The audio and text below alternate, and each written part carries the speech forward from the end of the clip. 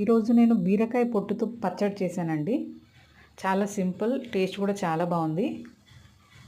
Process ఏంటో చూసేద్దాం రండి. చాలా సింపుల్ అండి.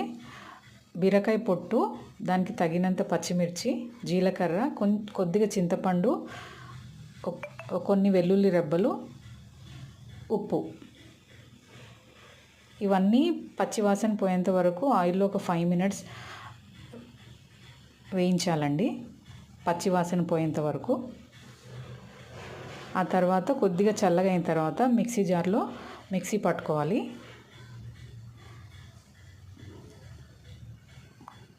మిక్సీ పట్టుకున్న తర్వాత ఇలా పోపు వేసుకొని లాస్ట్లో ఆ పచ్చడిలో పోపు కలిపేసుకోవడమే. టేస్ట్ అయితే చాలా బాగుంది.